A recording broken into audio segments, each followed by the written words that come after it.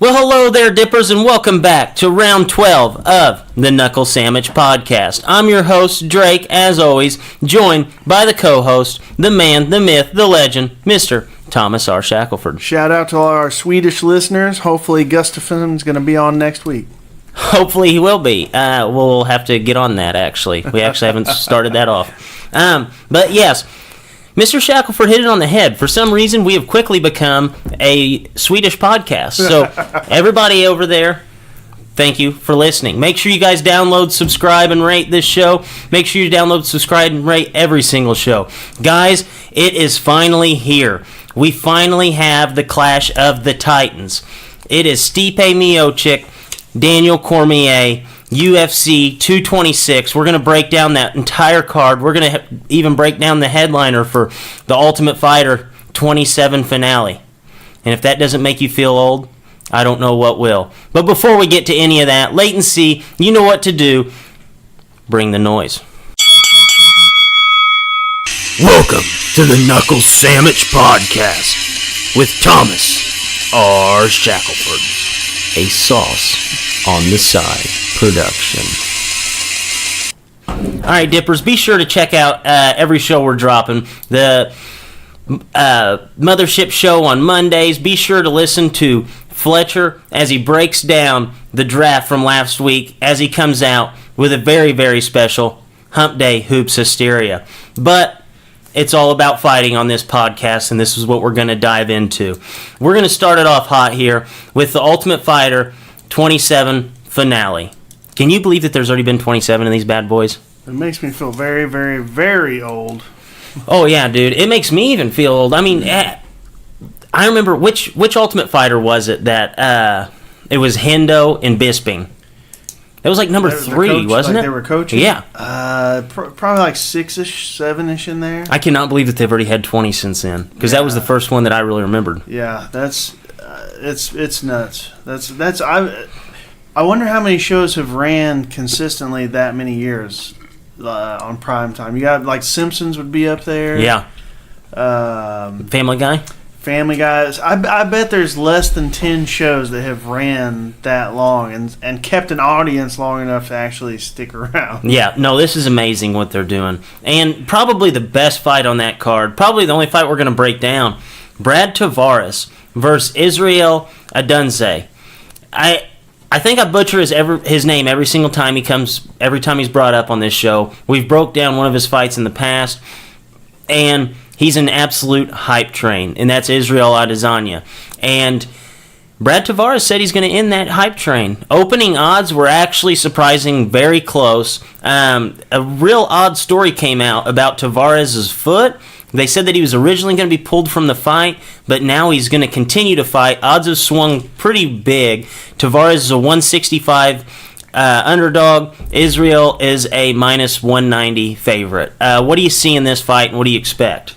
So Adesanya, we've only seen 2 of his fights, I believe. He really dominated both of them, and even in his last one, I think they really intentionally gave him a tough young guy to kind of see really where he was at, because he's a high-level kickboxer, and he really passed the test with flying colors, just basically used the guy as a heavy bag.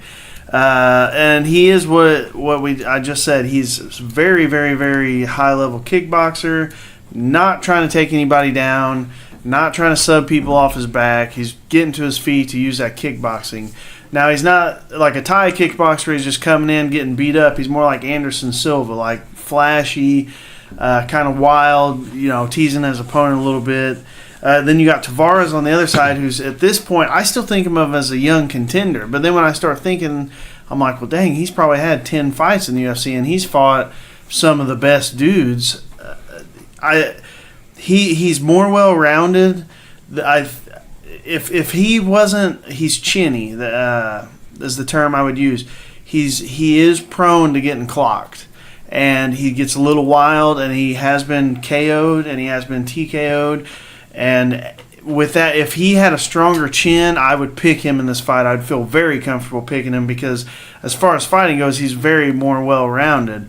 But I think Adesanya's kickboxing is going to be I think he's going to catch him. I think he's going to catch. I think Tavares knows he has to make it a dirty fight to win, and I think old boy hits him with a hard punch, puts him down, and puts him away.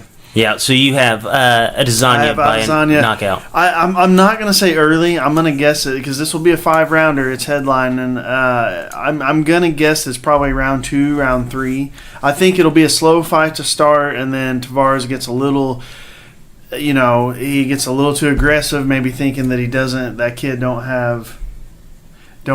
have the cardio to maybe go 5, so he starts to try and pick it up in mid rounds, and that's when Adesanya takes him. So wait, all headlining fights 5 rounds now? Yes, sir.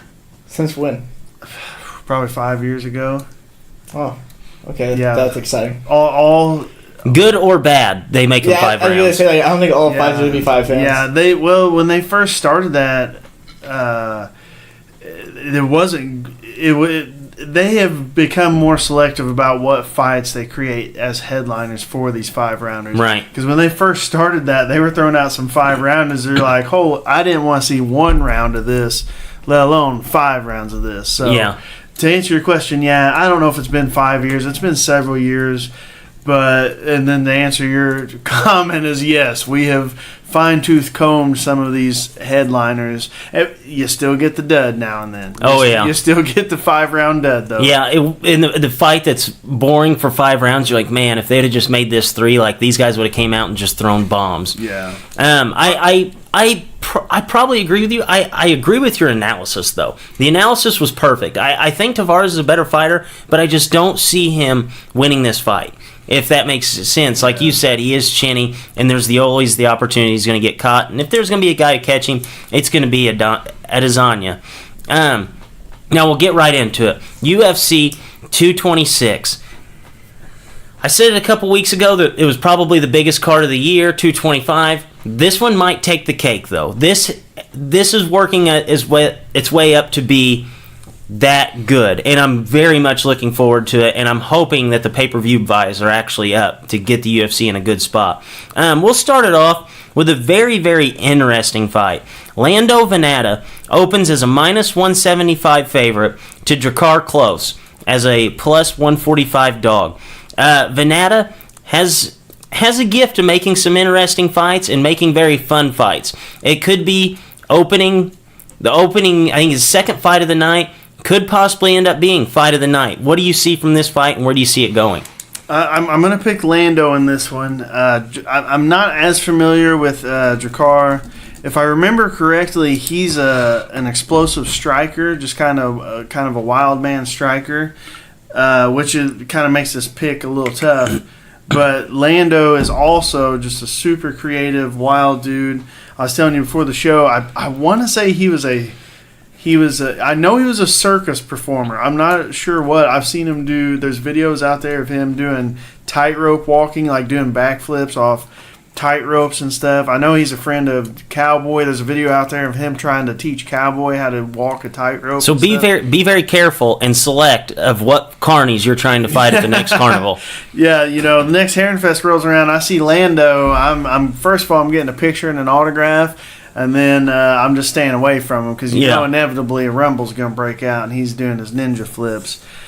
He's like 9-2-1. His UFC record's actually pretty bad. He's 1-2-1. He had a draw with Bobby Green.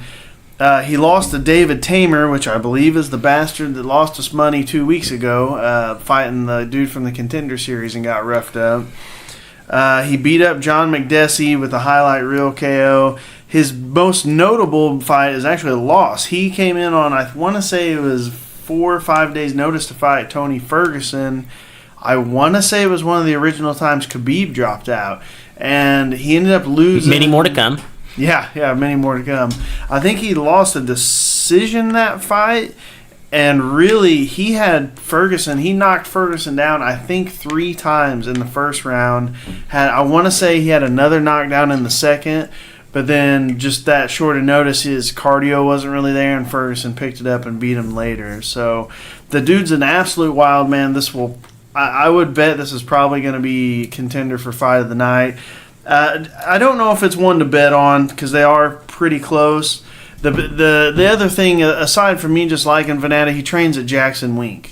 So he's training with the best dudes in the world, and he has the best coaches in the world in his corner. So you got to think that he's 9-2-1 in the UFC. They want to keep around because it's exciting, but he's got to get this win. Yeah, no, I agree with you. I think Venata will actually win this fight. But like you said, this is definite fight of the night contender, and it'll be a fun fight to watch, no matter who wins or who loses. So we'll go to the next fight here. Bantamweight fight. Very interesting fight. Rafael Assunção opens as a -170 favorite. Assunção can basically beat everybody except for the absolute best. And he's fighting Rob Font, who opens as a +145 dog. Where do you see this fight going, and who's going to win this? Yeah, like you said, Assunção has been the top of the division for, man, it seems like since the division's been back in the game. The only guy I think he's lost to is TJ Dillashaw, maybe. I did see on his record he lost to Eric Koch, but at this point, you guys probably don't know who Koch is. That was about 5-6 years ago. He was one of the top guys. One of his most recent wins was against Marlon Moraes. Oh yeah, that was Moraes' first fight. That's what when I was picking Moraes, that was why I picked him over Jimmy Rivera, because his first fight in the UFC, he fought the perennial contender. I believe he actually had a title shot against Dominic Cruz, but had a foot injury. So the only reason this dude isn't potentially the champ was because of an injury, and then he's just kind of just been fighting all the top guys. He's a BJJ, Muay Thai. He's mostly Muay Thai at this point. I want to say his last couple fights, he didn't do a lot of takedowns. When he was at his best, he was mixing his takedowns with the striking really well. I'm going to pick Rob Font. I like Rob Font. He's a tough fighter. The reason I'm picking him is because, for one, he's 4 inches taller. He's Assunção's 5'5". Font, I believe, is 5'9", 5'8", 5'9". So he's taller. His Muay Thai is probably the same level, but he's going to have that reach on him. He's a good grappler. This is just a feeling pick. This is just one I've kind of followed Rob Font along. I thought he was a tough dude. The whole time I thought maybe he's one of those guys, if he got a shot, he could probably take out one of those top guys and move himself up into contender, and I think this might be a shot. I think he trains out of City Otong, which is Mark Delagrati, who trained Kenny Florian, those guys. So he's got high-level coaching, tough dude. I think this is his night he steps up. And he's the dog, when we make these picks, like you listen to a lot of podcasts and personalities, they don't do picks, period. But then when they do picks, they just pick all the favorites. So when I'm looking through here, if I see a guy that I'm like, man, he's right there. This is an evenly close fight. I'm going to go with him as the dog on this one. Yeah. And that's a very interesting pick. It kind of surprised me a little bit, but everything you said makes sense. Rob Font, absolute tough dude.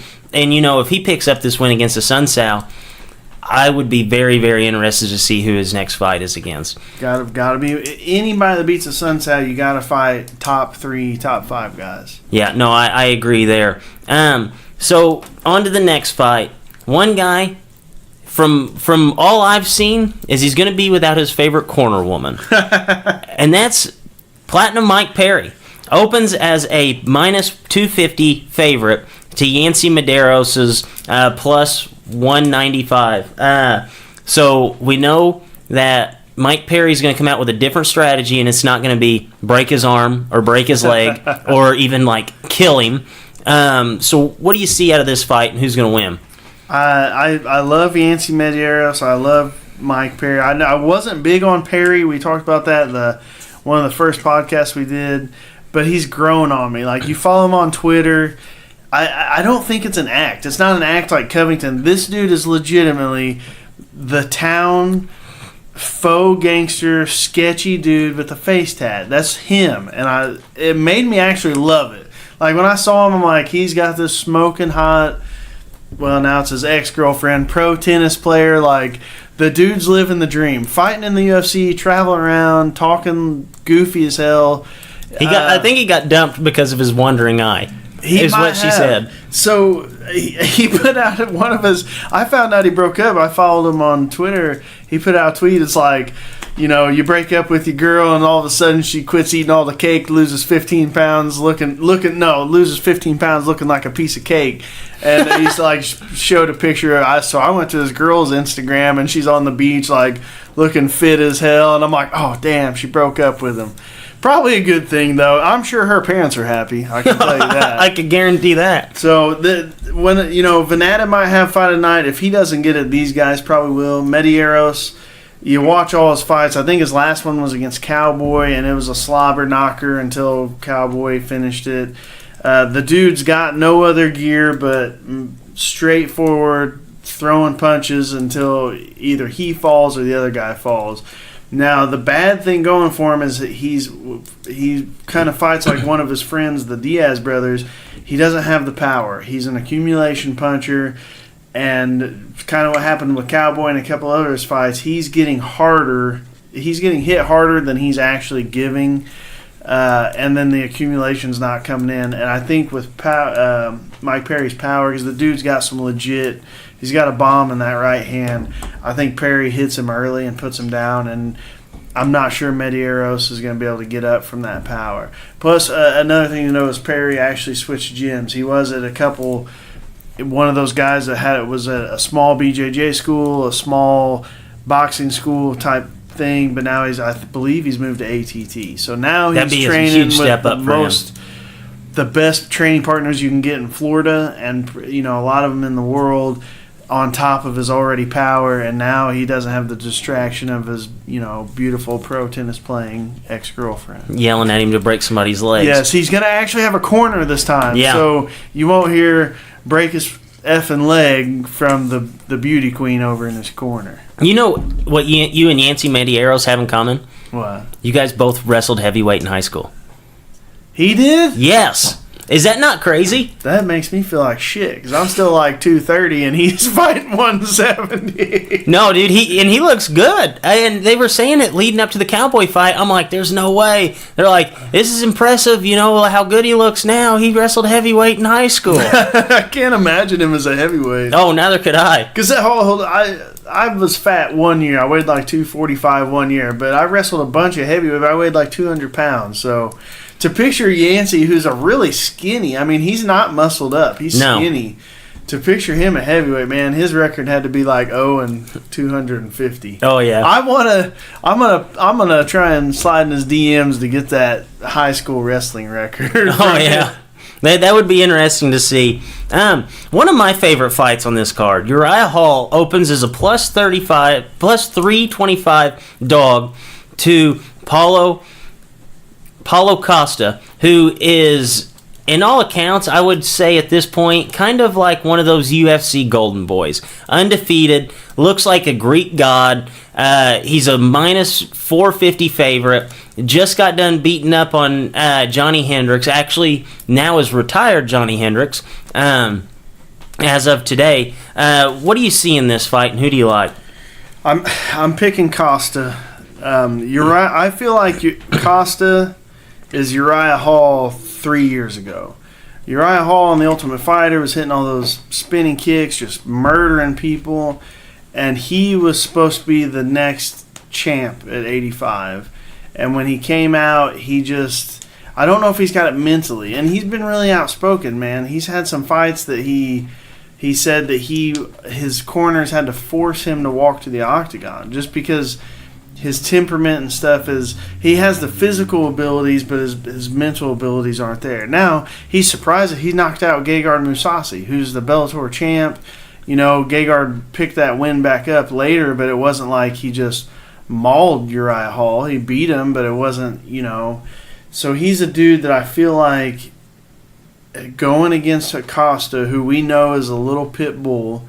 Like you said, he retired Hendricks, which was a horrible fight for Hendricks, and he mauled Hendricks. He hasn't been touched. The kid's a young kid. Like you said, he's bodied up. BJJ's good. His hands are ferocious, and he comes straight forward. I see Hall trying to kind of stay to the outside, hit some of those kicks, punches, try and maybe outthink him a little bit, and I think Costa just comes straight forward, walks him down, and punishes him, and probably ends it late round 2. So, okay. I'm going to stick on Costa for a minute. So, whenever, they have these young guys that they hype up a lot and that they're huge on,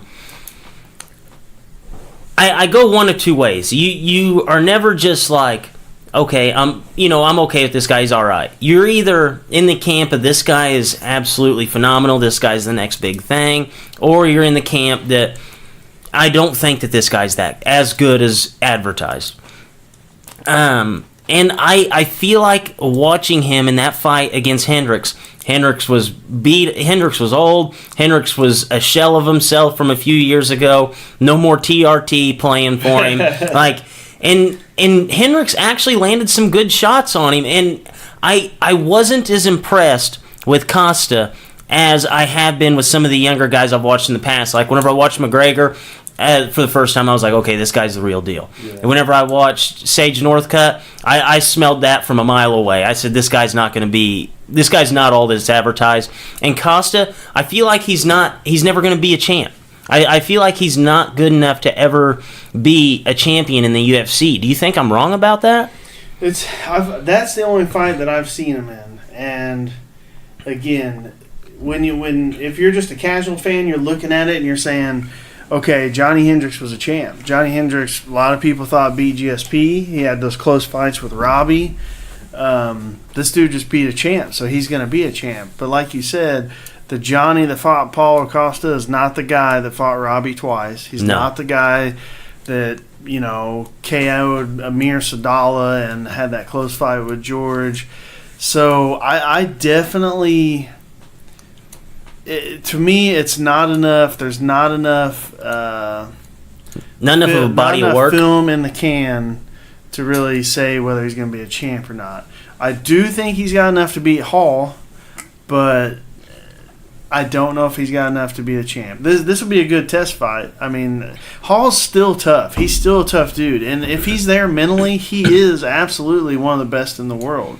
But when you got a guy who's probably got, at this point, 8 to 10 fights in the UFC, and 50% of them he flakes, that's not a good sign. No, I agree with that. I think the UFC, again, is bringing this kid in against another perfect opponent. Because if you have a guy that comes in and he's 10-0, he smashes some guy you don't know, and you really think that he's going to be pretty good. He's a good-looking kid. He's got a good personality. He speaks Brazilian, or he speaks Portuguese. He can speak English, all that stuff.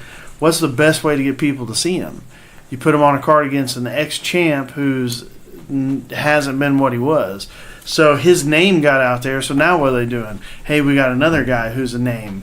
They're not putting him against Kelvin Gastelum. No. They're putting him against Uriah Hall, who's a dude who's flaked 50% of the time. Yeah. So you could get a Uriah Hall that comes out and looks like Goku, smashes this kid, and then you say, oh, hell, we got Uriah Hall again. But if this kid smashes Uriah Hall, then you're looking at a kid that the UFC is going nuts over. That's actually a really good way to look at it. Because, Uriah Hall, like you said, he's so 50-50. He's Dr. Jekyll, Mr. Hyde. I say it, I feel like, every single week. And he is like the epitome of that. Didn't his last fight, he missed weight? His fight got canceled, if I remember. They said he almost died. Yes. But the UFC came out and said that it was a mental thing. Was he supposed to fight Anderson Silva? Yeah. Yep, that's exactly what it was. And which then I think Anderson got popped for pee-pee pills, like right after that, if I'm not mistaken. So he's been in John Jones's camp. Yeah, he's been hanging out in Leighton's bedroom and at John Jones's house. So to reiterate the pick, I'm going Costa for a multitude of things, but it's mostly it's inadequacies of Uriah Hall as much as it is Paulo Costa looking so good. Yeah, such a large line though in this fight.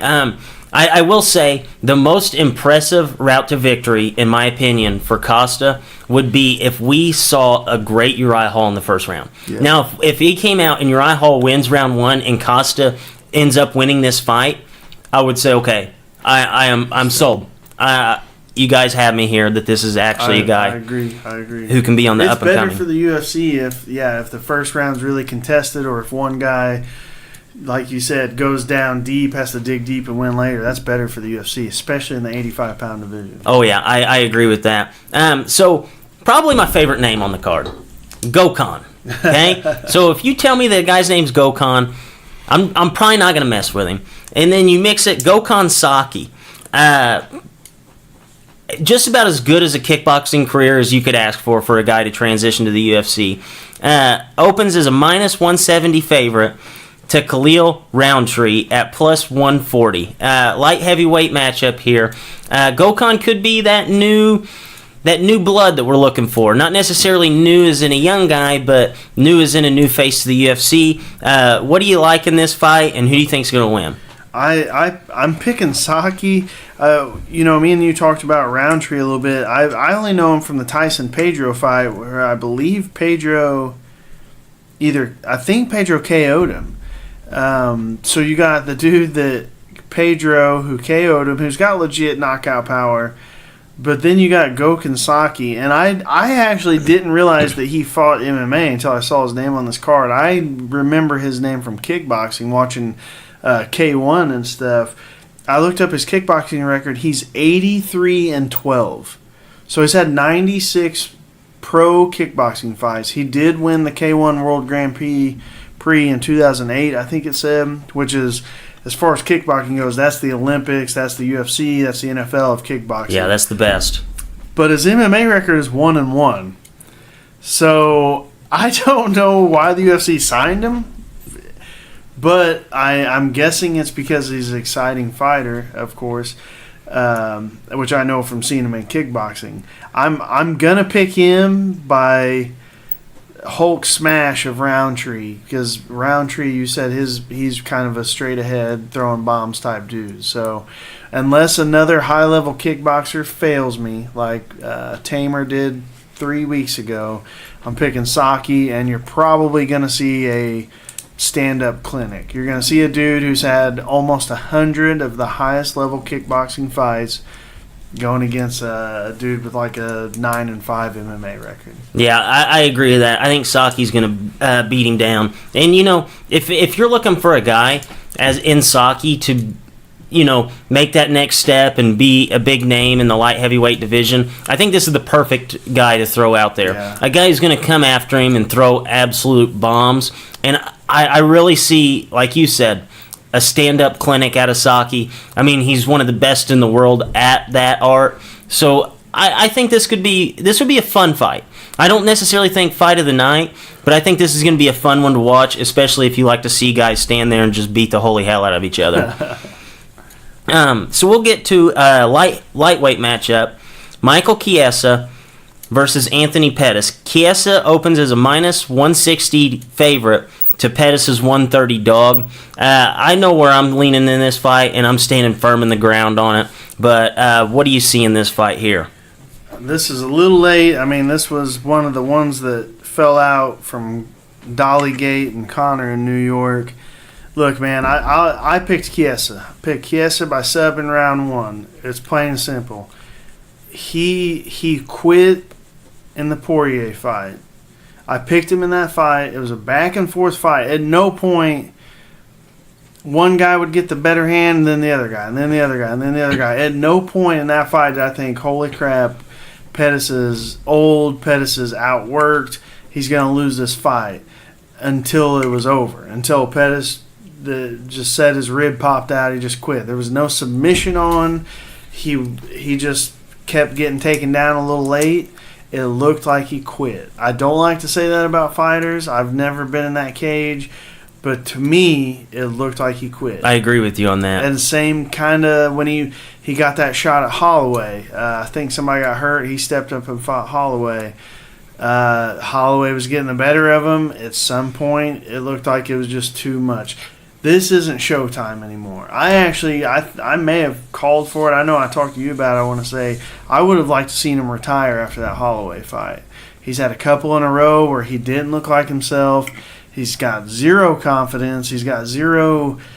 it's just not Showtime. And Chiesa's big, he's tall, his stand-up's not very good, but I just see him leaning on Pettis until Pettis gives him his back and he gets the sub, probably like late second. I agree with you. I feel like Pettis is past the prime. And, I can handle guys fighting past their prime to an extent. But Pettis is one of those guys that, I grew up watching. I was a big fan of. He was so fun to watch. Like you said, nickname Showtime. Like, if the guy's nickname Showtime, it's for a reason. Jumping off cages, knocking people out. Mm-hmm. An absolute fun guy to watch.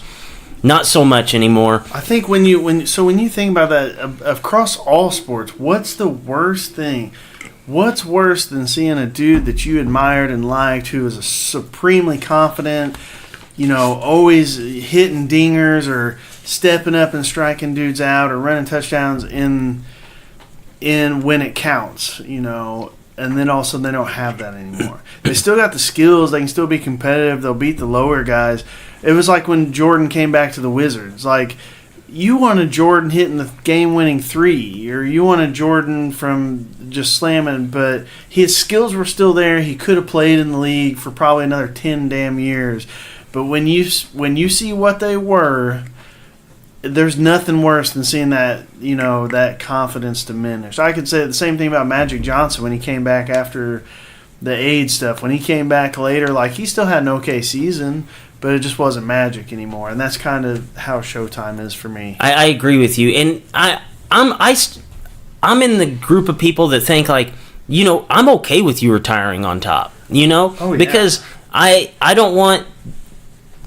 There's always that bad taste in your mouth when you look back over somebody's legacy and you say, he shouldn't have been there. Yes, he was good enough to still be there, but he didn't have it anymore. And, it's a bummer, and I don't want to say it diminishes somebody's legacy, but it just leaves a bad taste in the mouth after they finally retire. Well, and in fighting, I feel like it's sad. It's much more sad. I mean, you think of boxers that went on. I can't think of the dude's name right now.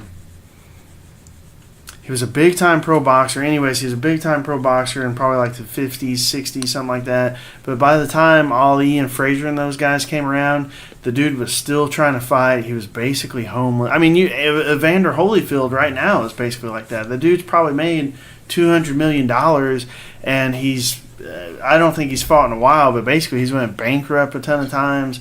If for some reason it makes me more sad about watching that in fighting than it does anything else. Pujols, he's still playing very well for the Angels and everything now, but there'll never be, you don't click on the TV and see 2007 Pujols where you can just say, he's hitting a home run this pitch. Oh, yeah. It's not like that anymore. Baseball, it's not as sad. The dude's played another 10 years, made a shitload of money, still been good, helping out Mike Trout. But in fighting, it just doesn't end happily like that. You don't just be like, oh, I won, 3 out of 5 my last 5 years fighting. I did pretty good. I got brain damage the last 5 years of my fighting. Yeah, no, I agree with you, and it's because there's nowhere they can hide. Yep. A guy on a football field, he can hide his last 3 years. A guy on a baseball team, he can hide, but whenever it's one-on-one out in the middle of the cage and you just sit there and see a guy that you once watched absolutely dominate opponents just sit there and just get their head pummeled in, it's not good for his future, and it's sad. Yeah, I agree. And like a guy like Hendricks, we talked about it a minute ago, a little too late, but I'm glad that he's out. Absolutely. I'm glad he's done. Absolutely. And he was one especially I felt like he was fighting for the money. I don't know this for a fact, but like I listen to a lot of I keep my ear to the ground as far as MMA goes, and around the time he beat George, he started having management issues. So he fought George, lost, and then he fought Robbie Lawler for the title and won. That was when he was at a camp where they basically paid for all his training from when he was out of college until he became champ. And then they charged him. And that was the way his contract was wrote up. It was wrote up, we will pay you $100,000 a year. We will pay for all, like, that's training expenses, living expenses. So he was basically working for a company for like $100,000 a year or whatever the sum was. And then when you become champ, when you become champ, we will like the percentage went up, and I heard as high as the 75% of his earnings from those championship fights went to the gym. Holy now smokes. you're looking at me like I'm crazy, but when you really think about it, he probably fought 6-7 years before he became champ. Right. So as far as them, it was a good investment. For the way Ben Askren put it, is they contacted I forget the team. I want to say it was Team Takedown, Mark Lehman, a bunch of wrestlers and a couple of jiu-jitsu guys put this gym together and thought up. They were trying to redefine the process of the way they were trying to make it more NFL-like or business-like. And the way I like the way Ben Askren put it, he said he would never hedge a bet on himself. He would always go all in on himself. And Hendricks didn't. He hedged his bet. He said, hey, I think I can be champ, but if not, I'm not going to go in debt and be broke as a joke for 5 years until I get that. So he started having management and team issues around those Lawler fights.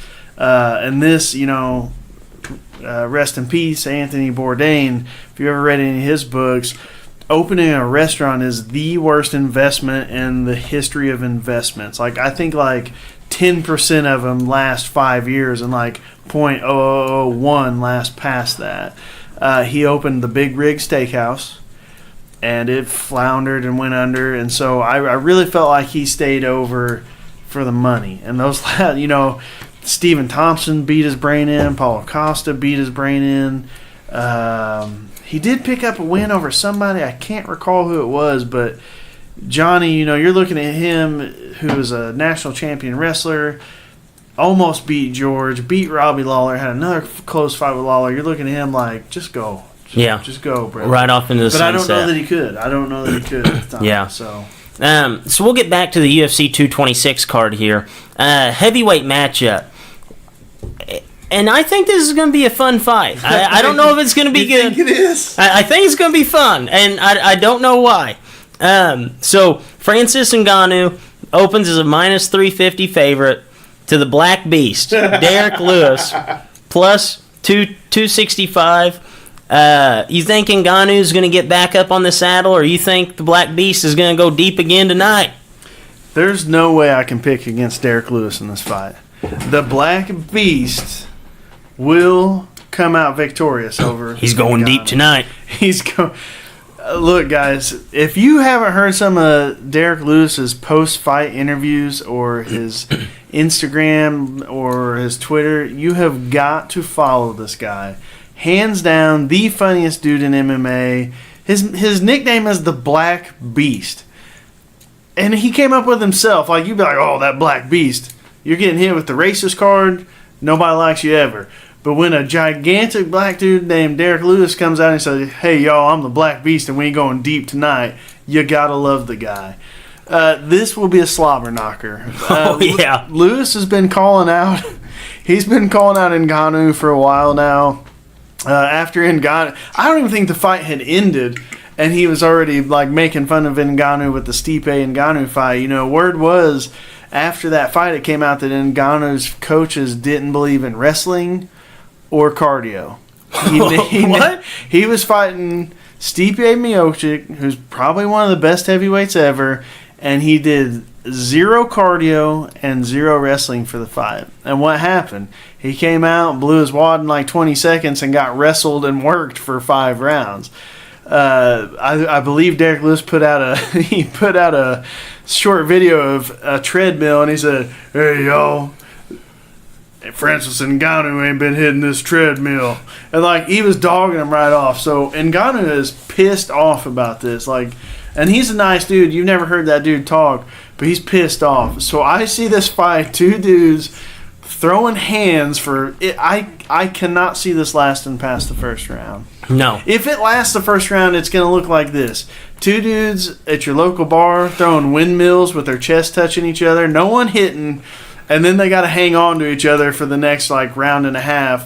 And then they'll throw windmills again until the fight ends. So yeah. I pray to God that doesn't happen, but I'm going with my man, the Black Beast, by TKO, and it's going to be early.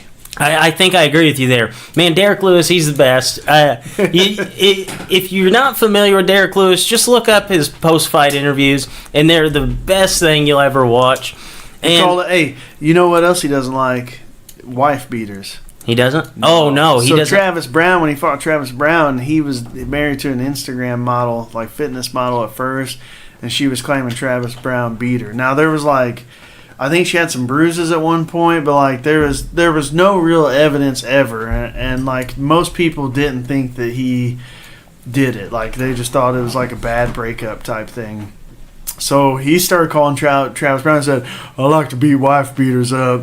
So Travis Brown, pissed off, took the fight. Derek, that's the one where I think Travis Brown kicked him in the belly, and in the post-fight interview, they said, "You looked really hurt to the body," and he goes, "I just had to take a doo-doo." So he KOs Travis Brown, then has the, "Where's Ronda Rousey's fine ass at?" Calls out Ronda.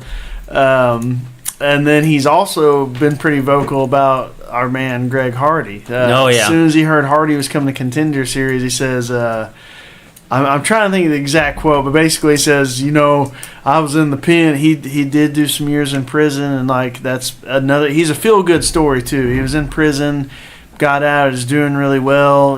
Got a couple kids, super nice guy.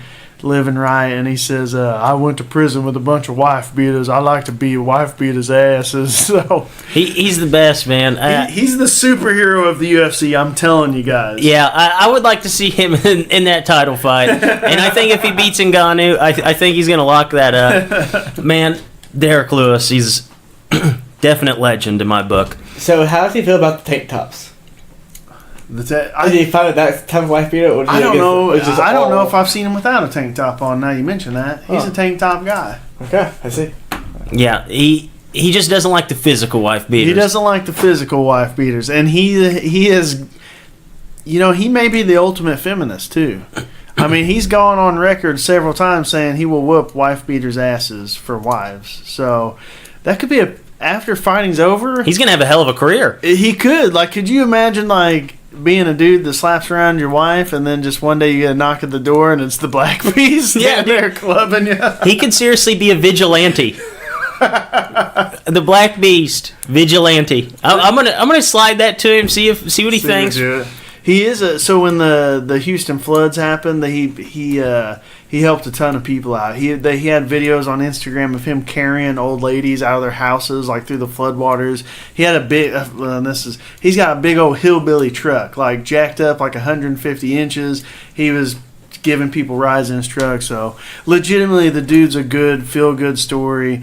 Technically, this ain't gonna be a technically masterful fight, but no, it'll be a fun one. The Black Beast is a feel good dude. Check him out. You'll have a good time. Knockout of the night, Derek Lewis.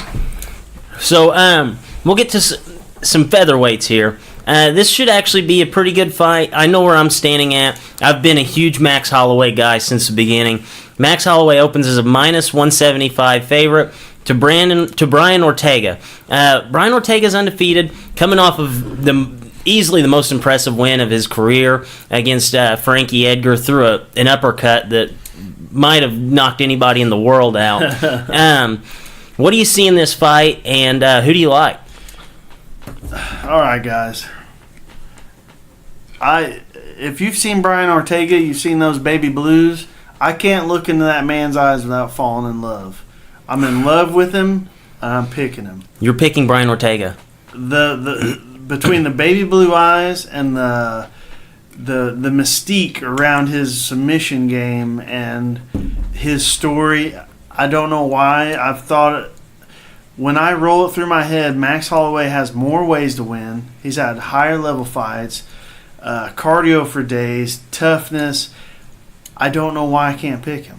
I'm picking Ortega. You're picking Ortega. This is probably a heart pick, and I tell you guys not to do that. But I just got a feeling on this one. I just got a feeling. Kidding.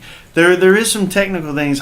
Ortega is a solid wrestler for a jiu-jitsu guy, but when you hear some of the guys he's fought, you hear them talk about the level of what they call the squeeze that he has. I'm trying to think. Cub Swanson's a BJJ black belt. fought high level his whole career. He said he thought he was going to die. He said he legitimately, when he wrapped up that standing guillotine on him, he thought he was going to die. He said he's never felt a squeeze like that before. Brendan Schaub, Henry Gracie, all these guys say that's how Ortega is. So Holloway, we know he's uber aggressive. He's gotten better at his takedown defense, but McGregor out-wrestled him. You know, this has just been 3-4 years ago. McGregor out-wrestled him and ended up winning with a torn ACL. So I think it's such a hard fight to call. I think both guys have ways to win. I don't know why. I just have this feeling about Ortega. I think Ortega, I don't think it'll go to the cards. I think either Holloway's going to stop him or Ortega's going to sub him.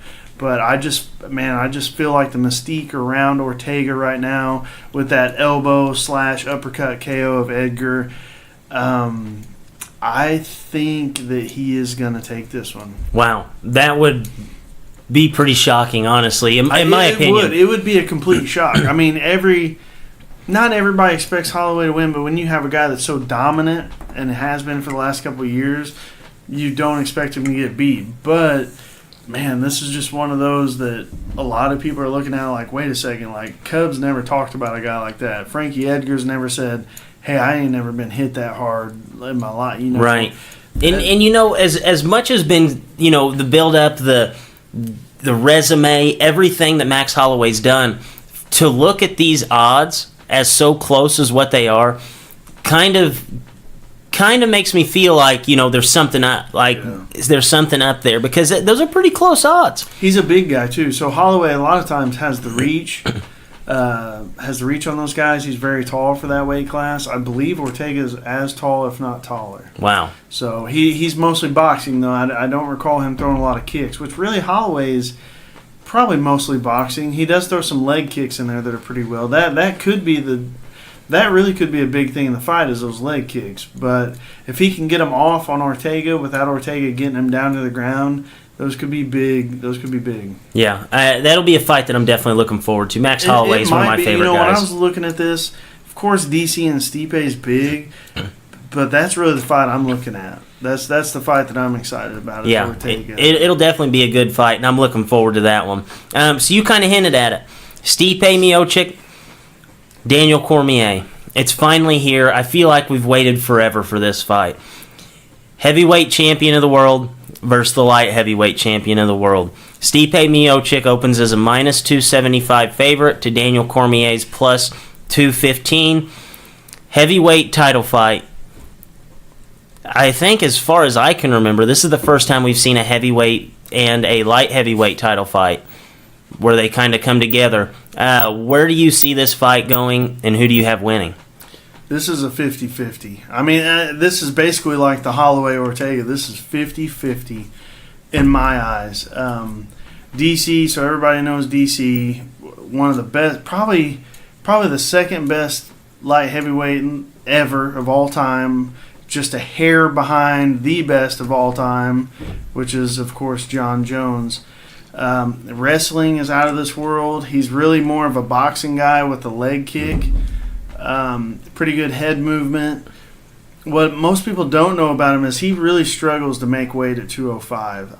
He tends to gain weight in between camps. I bet you just sitting in between camps, he's around 240, 250. His Olympic weight class when he wrestled, I want to say, was 220.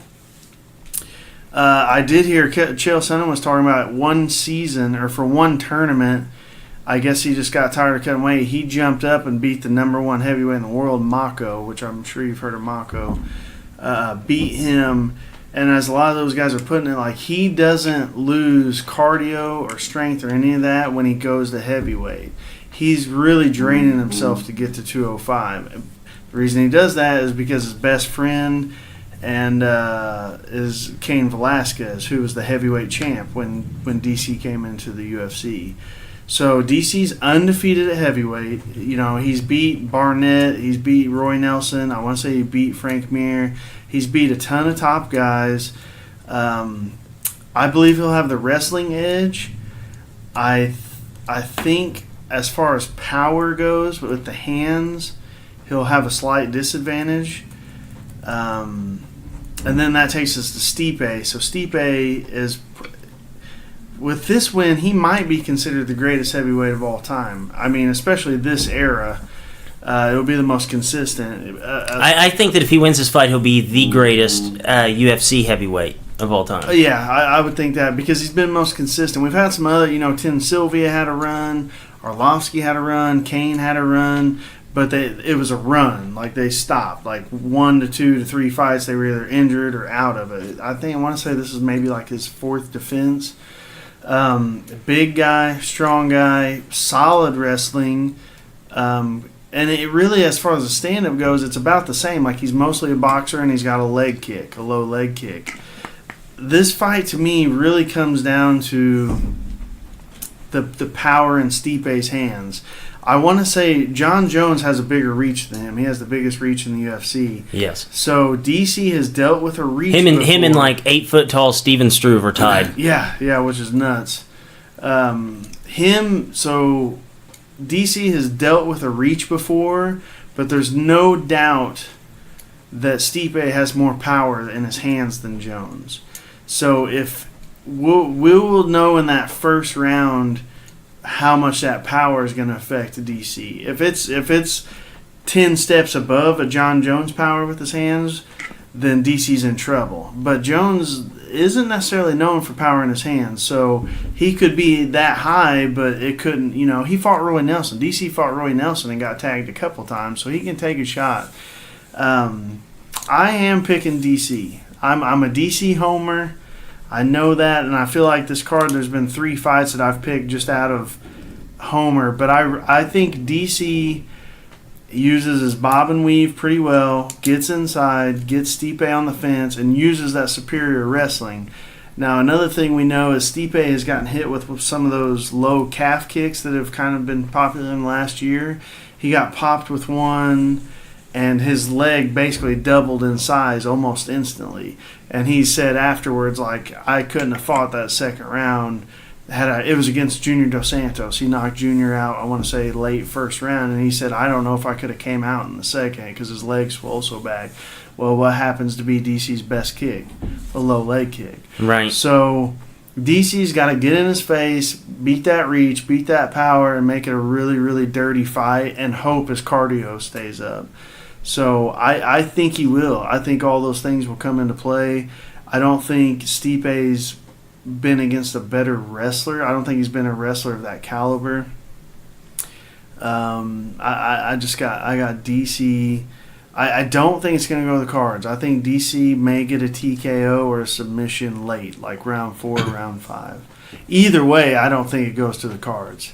I think either DC runs out of gas, he has to go early, runs out of gas, and Stipe really swarms him with those hands, or Stipe really wears Miocic down late and he holds up and gets the sub or TKO on the field. Yeah, I think we'll know a lot in that first round. But a guy like Stipe, man, he's just so solid, but he's not great at one thing. And the thing that I've always liked about Stipe is that I feel like he's always been overlooked. I mean, I'm looking here in like 3 of his title defenses, he was the dog. Yeah. I know against Junior Dos Santos, he was the dog. Against Ngannou, he was the dog. Against Verdum, he was the dog. Was he a dog against Alistair? I was thinking he was too. Alistair,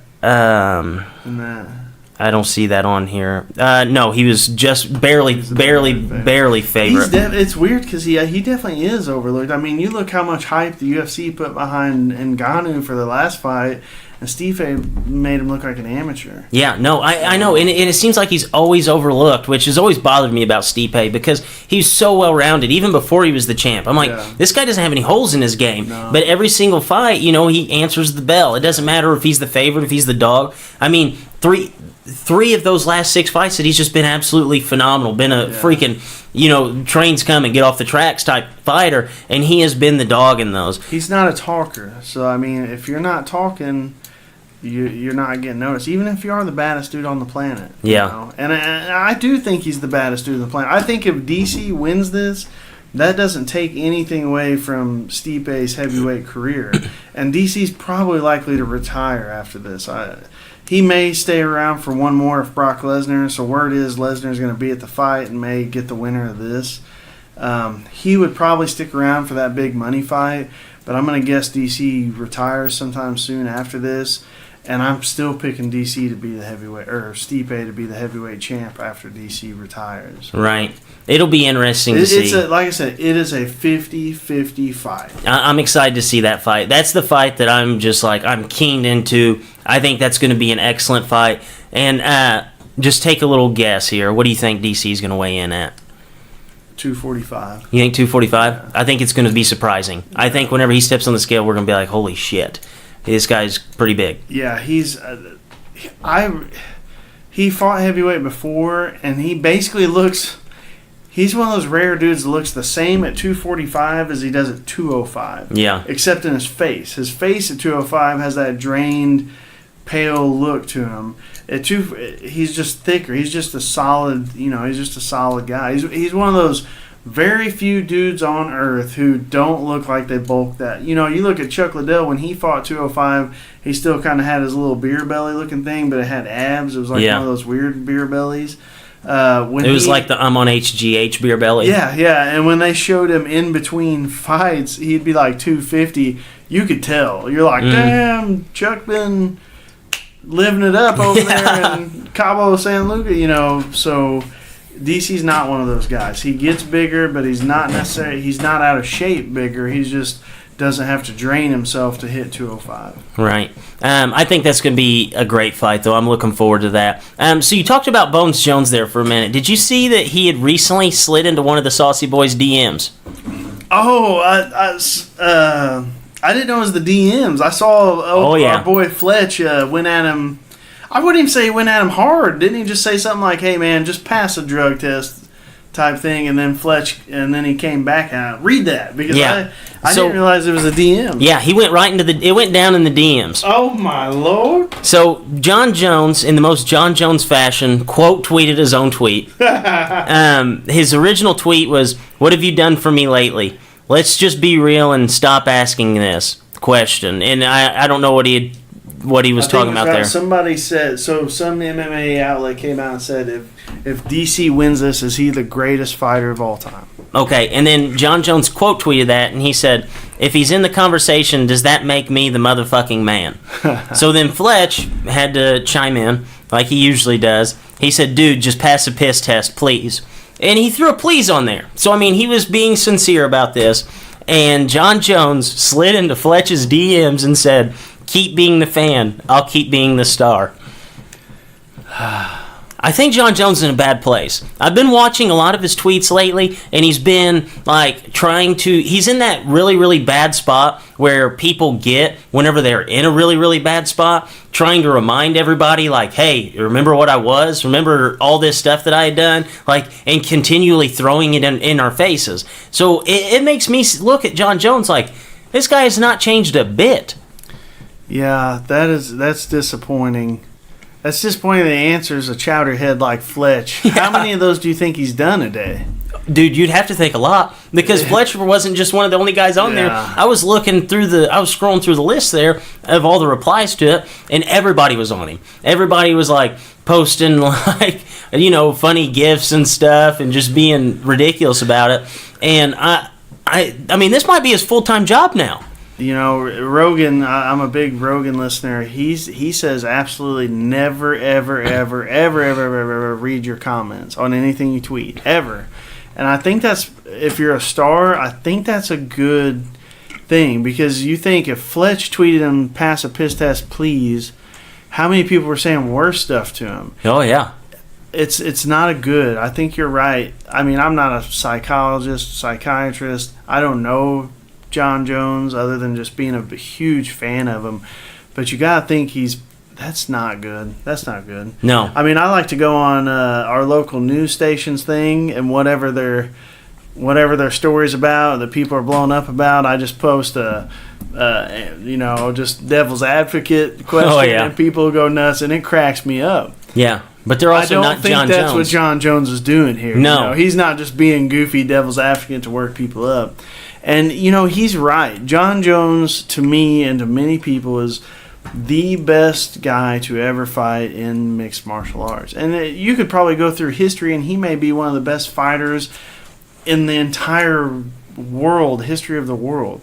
Just with his size, his strength, his speed, he's just got no holes in his game. And he's right. He has beat DC 2 times.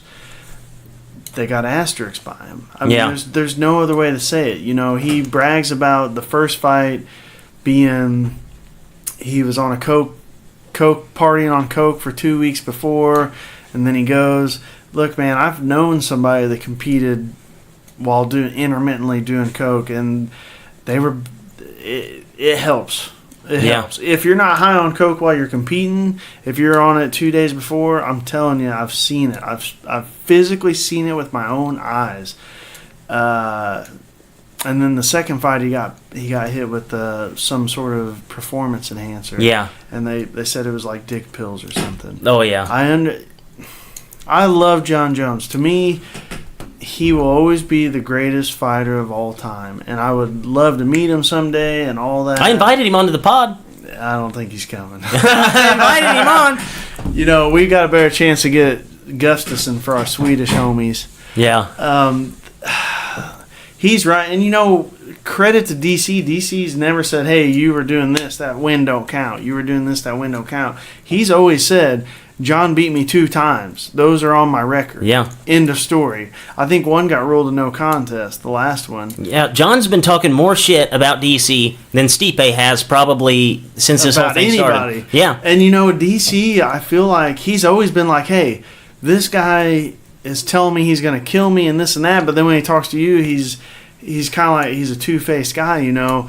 DC's always been, "Hey, this is me. I'm goofy. I'm this. I'm that. John beat me twice. Cool. I'm still gonna keep beating these dudes down." And he don't get no love. He's probably the second best fighter in the history of fighting, and he gets no love for it. Yeah. You know? And he rarely brings up John's name. Anytime. They're always going to be connected. And anytime you hear an interview and they ask him about it, he said, "Look, I don't worry about John. John beat me twice.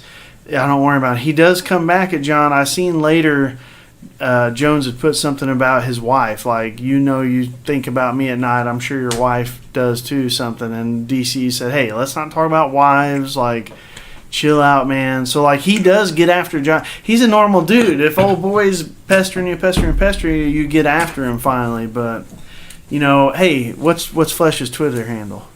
At Fletcher, is it at Fletcher Hoig 1? He's possibly the most famous guy we know. He is. Fletch is. I did get a tweet back from Kavanaugh. You did. You guys need to check that out. Yeah, well, he posted something. His girlfriend asked him if it was and I'm going to give some people a little relationship advice here. If you ever get this question from your girl, I'm going to give you the perfect reply to her. His woman asked him what in a fictitious situation, if he could pick one of her friends to have a threesome with, which one would it be? And he rattled off a couple. Oh, he's knocking on death's door. Yeah, so he put something, to the effect of apparently a couple wasn't the right answer, a few wasn't the right answer. And then his girl tweets, "Well, who said you were invited?" Which is that's when your girl's pissed. Oh, yeah. So I got on there and I gave him a little advice. I said, I put it in quotes, I said, how could I ever, your beauty is so bright and magnificent. How could I ever pick another woman to be with us? I would never, you're so brilliant, And I put, "Next time you." And he shot me back a tweet and it got like 40 something likes on there. Got a couple girls on there like, "That's so corny." That's the point. Yeah, that's the point. That's the point. So, got to keep the woman happy. Me and Fletch had a big week for our Twitter there. Yeah, the Twitters are on the come up. So all you fighters, be on the lookout. If you need relationship advice, come to me. If you need career advice, go to Fletch. I love it. And with that deadly combo, Dippers for Drake, for Mr. Shackelford, as always, stay saucy.